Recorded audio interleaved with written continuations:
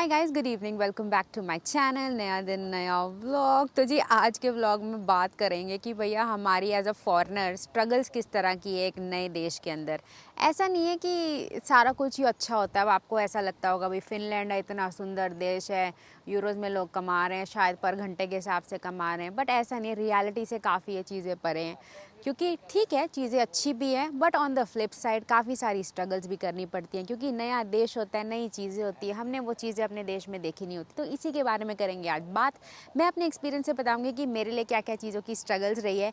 And I am sure जो लोग यहाँ पर रहते हैं, जो वो वीडियो देख रहे हैं, कहीं ना कहीं किसी न किसी टाइम पर मेरे से एग्री भी करेंगे। और जो लोग यहाँ पर नहीं रहते हैं उनको भी पता लग जाएगा कि भाई बाहर के देशों में इंडियंस के लिए क्या क्या रहती है struggles. But before I do that, आपको पता ना क्या करना है, प्लीज़ मेरे चैनल को लाइक करें। अब तो मैं इंस्टाग्राम पे भी हूँ, वहाँ पे मुझे फॉलो कर सकते हो। और ना मैंने कुछ बीटा शॉर्ट्स बनाने की कोशिश करें जिसमें मैं थोड़ा थोड़ा एंटरटेनमेंट करने की पूरी अपनी तरफ से ना लगी हुई हूँ। तो अगर आपको वो भी पसंद आ रहे हैं तो उनको लाइक करें एंड मेरे चैनल को सब्सक्राइब करें, फ्रेंड्स एंड फैमिलीज़ के साथ शेयर करें और देखते रहें फिनलैंड।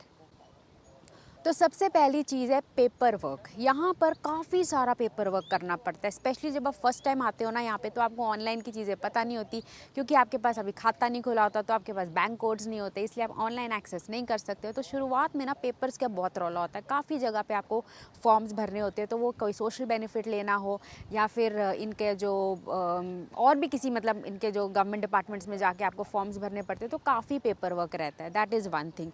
सेकेंड चीज़ है, बहुत सारे घर के ऊपर अगर आपके घर के बाहर लिखा हुआ है कि आपको एडवर्टाइजमेंट्स चाहिए, तो आपके घर में आएंगे रोज़ इतने सारे पेपर जिसमें लगी होंगी अलग अलग एडवर्टाइजमेंट्स। तो उस चीज़ का काफ़ी ज़्यादा स्ट्रगल है कि उन पेपर के बंडल्स का क्या करें। कुछ तो हम पढ़ लेते हैं, बाकी हमें जाके फेंकने पड़ते हैं। तो उस चीज़ का मुझे लगता है कि काफ़ी ज़्यादा स्ट्रगल होता है। वो पेपर को कहाँ संभालो, वो इतने ज़्यादा पाइलअप हो जाते हैं। और यहाँ पे प्रॉब्लम क्या है, रद्दियाँ नहीं होती है। रद्दी को आप बेच नहीं सकते कहीं पे, तो उसके पैसे नहीं मिल सकते।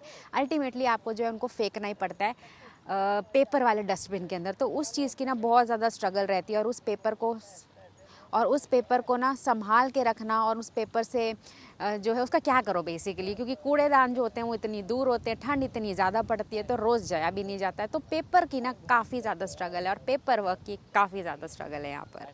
दूसरी चीज़ है जी, जब आप यहाँ पर लैंड करते हो सारा कुछ फिनिश के अंदर है, सेकंड स्वीडिश के अंदर है।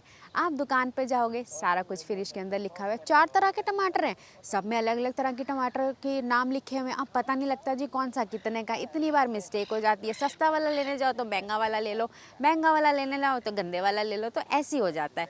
तो ये चीज़ की बहुत ज़्यादा स्ट्रगल रहती है। प्लस जितने भी लोग हैं यहाँ पर, जो भी कैशियर पे है या कहीं पर भी, आप फ़ोन भी किसी को करते हो, आपको सिम कार्ड की कोई दिक्कत है, आपको कोई सर्विस लेनी है, तो सारे के सारे जो है सबसे पहले फिनिश में बात करेंगे। ऑफ कोर्स इंग्लिश में उसके बाद ट्रांजिशन हो जाता है, बट सारा कुछ जो लिखा लिखाया है वो आपको फिनिश और स्वीडिश के अंदर ही मिलेगा, मोस्टली फिनिश के अंदर मिलेगा। तो आपको गूगल ट्रांसलेटर जो है यूज़ करना पड़ेगा, वही आपका करता धरता है और वही आपका साथी रहेगा। तो पहली बार आके आपको इस चीज़ की स्ट्रगल बहुत ज़्यादा होगी। और इवन जिन लोगों को फिनिश नहीं आती है बिल्कुल भी, और वो काफ़ी साल यहाँ पर रह चुके हैं, उनको तो आज भी इस बात की स्ट्रगल रहती रहती है। अगली चीज़ पे आते हैं जी, अगर आपको चाट पकौड़ियाँ खाने का शौक़ है तो भैया यहाँ पे काफ़ी ज़्यादा स्ट्रगल है।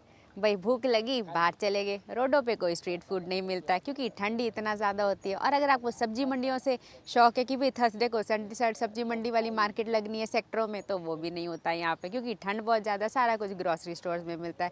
तो ये बहुत ज़्यादा स्ट्रगल है कि अगर आपको गोलगप्पे खाने हैं, पकौड़े खाने हैं, डोसे खाने हैं, ये सारी चीज़ें खानी है, तो यहाँ पर ये सारी चीज़ें नहीं मिलती है। फिर भी बड़े शहरों में मैं बोलूँगी, जैसे हेलसिंकी हो गया या एस्पो हो गया, कुछ इंडियन रेस्टोरेंट्स हैं वो इनको बिल्कुल सर्व करते हैं, बट मोस्टली वो वीकेंड्स पे होता है। हमारी तरह नहीं होता। जैसे इंडिया के अंदर क्या हो गया जी, स्वीट्स, कालरा स्वीट्स हो गया, या फिर कोई और जगह हो गई, वहाँ के मेन्यूज़ में होता है सारा कुछ। आपने चाउमीन मंगा ली, स्प्रिंग रोल मंगा लिया, वहाँ पे यहाँ पे ऐसा नहीं होता। यहाँ पे कुछ ही इंडियन रेस्टोरेंट्स हैं जो कि काफ़ी जो है इनकरेजिंग वाला काम करते हैं और ये सारी चीज़ें बनाते हैं, बट कभी कभी बनाते हैं। तो वीकेंड्स पे यूजुअली इन चीज़ों को आप फ़ायदा उठा सकते हो, बट हाँ वो थोड़े से रिलेटिवली एक्सपेंसिव होते हैं।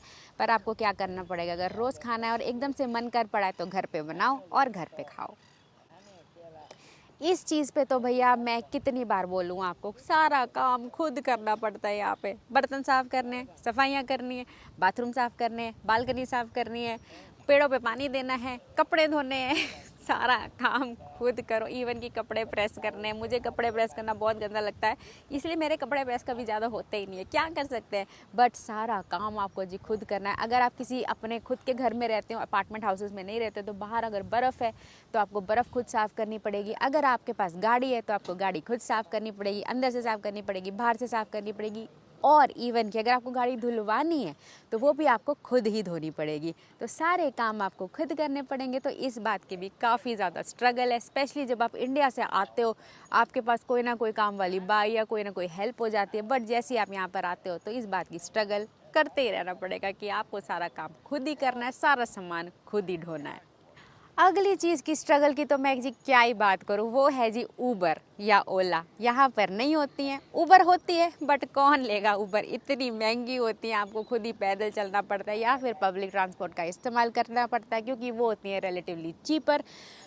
बहुत ज़्यादा स्ट्रगल है। अब जैसे ठंड पड़ रही है या पैर थक गए, चलना बहुत ज़्यादा पड़ेगा यहाँ पे, वो हो नहीं सकता कि आप कुछ और किसी माध्यम से ले लो, क्या लोगे, गाड़ियों को पालना भी यहाँ पे बहुत ज़्यादा महंगा है। इसीलिए इस बात की काफ़ी ज़्यादा स्ट्रगल है कि ओला और ऊबर, ओला तो है नहीं, ऊबर जो है अगर आप लोगे तो उसके देने पड़ेंगे बहुत सारे पैसे, इसीलिए पैदल चलने की ही स्ट्रगल है यहाँ पर।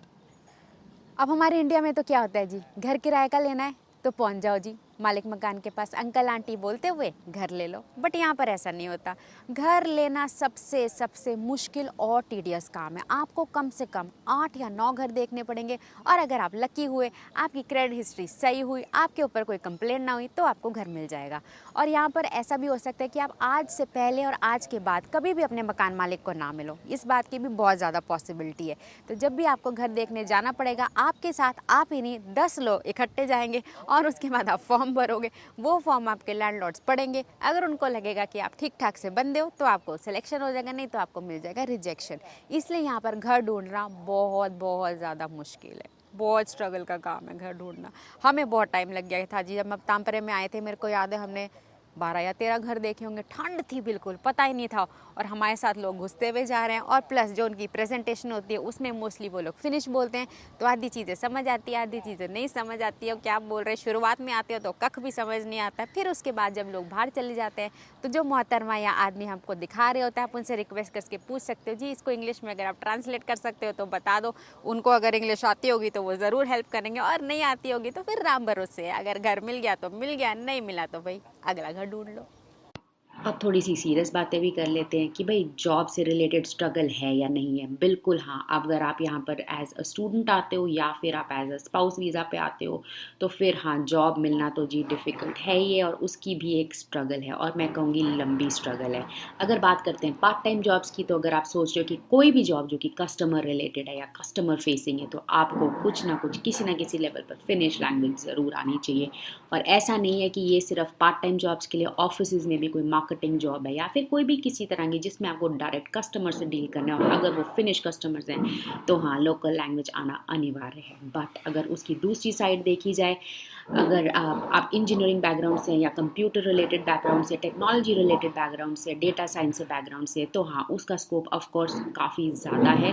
बट उसको भी मिलने के लिए काफ़ी ज़्यादा स्ट्रगल है, क्योंकि आप ही नहीं, आपके जैसे बहुत सारे लोग लाइन में खड़े हैं। बट अगर आपके पास एक्यूरेट स्किल्स हैं, अगर आपके पास अच्छा नेटवर्क बिल्डिंग है, तो आपको जॉब लेने से कोई नहीं रोक सकता। टाइम ज़रूर लगेगा, टाइम कंज्यूमिंग प्रोसेस ज़रूर रहेगा, बट हाँ, मुश्किल रहेगा, बट नामुमकिन बिल्कुल भी नहीं है।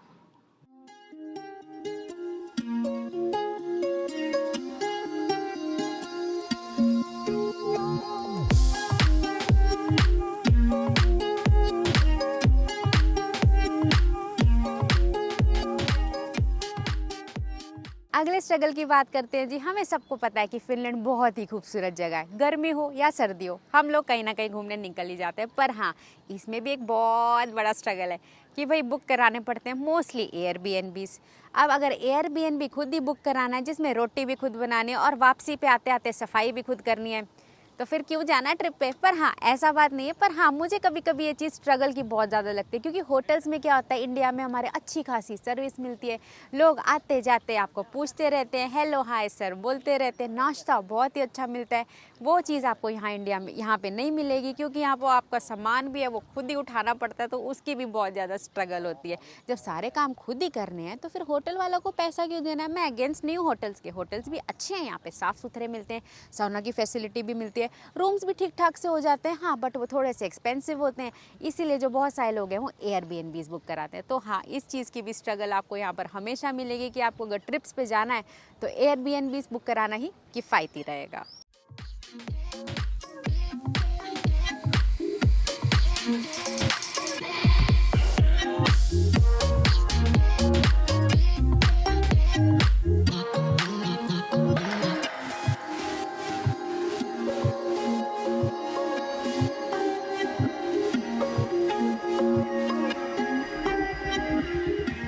अगली स्ट्रगल है जी पहिया पहिया पहिया पहिया चलने की स्ट्रगल। ये तो बहुत ही ज़्यादा है यहाँ पे।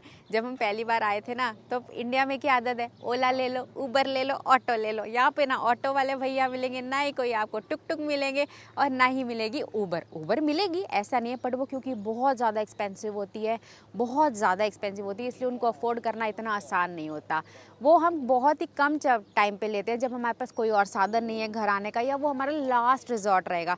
तो जी, जब आप फिनलैंड में आते हैं या किसी भी बाहर के देश में जाते हैं, तो इस बात की स्ट्रगल ज़रूर रहेगी कि आपको सारा टाइम पहिया पहिया चलना पड़ेगा हमेशा। इसमें पैर थके, पैर टूटे, बैठ जाओ कहीं पे, उसका कोई फ़ायदा नहीं होगा। पैदल चलना है तो जी पैदल ही चलना पड़ेगा। अब फॉर एग्जाम्पल है जी, अगर आपको लेना है कोई भी पब्लिक ट्रांसपोर्ट, गाड़ी है नहीं, तो क्या करोगे, बस स्टॉप तो जाना पड़ेगा ना। अब बस स्टॉप कोई घर के नीचे थोड़ी होएगा, आपको पैदल ही चलना पड़ेगा। अब वो बर्फ़बारी हो और बर्फ़ ज़्यादा हो या बर्फ़ कम हो, बर्फ़ मेल्ट हो रही हो, फिसलने का डर हो, इसका कोई फ़र्क नहीं पड़ता। आपको पैदल चलना है तो आपको जी पैदल ही चलना पड़ेगा। अब आखिरी पॉइंट की बात करते हैं जी, वो है घर शिफ्टिंग का। अगर आपको अपना घर शिफ्ट करना है तो वो इतना प्रॉब्लमेटिक है, उसकी इतनी ज़्यादा स्ट्रगल है। रीज़न बीइंग कि किसी को बुलाना, मतलब क्योंकि सर्विसेज यहाँ पे बंदों के पैसे बहुत ज़्यादा हैं, तो ये काफ़ी ज़्यादा स्ट्रगल है। आपको खुद ही सारा घर पैक करना है, आपको खुद ही उसको उठा के नीचे लेके जाना है, और खुद ही जो है व्हीकल्स में लेके जाना है। वो आपको थोड़ा सा इकोनॉमिकल पड़ेगा। अगर आपको याद होगा, हमने तामपरे से करा था जब एस्पो शिफ्ट, तो हमने खुद ही अपनी सारी पैकिंग करी थी। मेरे हस्बैंड ने जो है रेंट करी थी एक गाड़ी, जो कि गाड़ी नहीं थी, जो कि एक मिनी ट्रक सही था, और जिसको हम खुद ही लेके आए थे। फिर हमने बुलाया था अपने दोस्त को, जिन्होंने हमारा सामान पूरा शिफ्ट कराया था ऊपर। तो जी ऐसी रहती है यहाँ पर लाइफ। ये भी बहुत बड़ा स्ट्रगल है। घर को शिफ्ट करना एक आफत को बुलाने से कम नहीं है। नहीं तो अगर आपके पास बहुत सारे पैसे हैं तो आप उनको दे सकते हो। फॉर एग्जांपल, एस्पो के अंदर 1 घंटे के मिनिमम 25 यूरो लगते हैं, जिसके अंदर कभी कभी आदमी मिल जाता है जो कि हेल्प करा सकता है, नहीं तो मोस्टली आदमी लोग नहीं मिलते हैं, आपको अपना सामान खुद ही उठाना पड़ता है। तो जी बस यही था आज का व्लॉग। यही कुछ मेरे एक्सपीरियंस थे विद टर्म्स ऑफ स्ट्रगल। हमारी कैसी है, स्ट्रगल चल ही रही है और स्ट्रगल आगे भी चलती रहेगी। ऐसी है यहाँ पर लाइफ, कुछ अच्छा तो कुछ नहीं अच्छा, कुछ खट्टा और कुछ नहीं मीठा। तो बस इसी तरह का है। आई होप आपको मेरा ये व्लॉग पसंद आया होगा। अगर आपके मन में कोई भी सवाल है, प्लीज़ नीचे कमेंट बॉक्स में जो है ज़रूर डालिए, और आपको मेरे वीडियोस कैसे लग रहे हैं उस पर भी ज़रूर बताएं। मिलते हैं बहुत जल्दी एक नए वीडियो के साथ। Bye bye.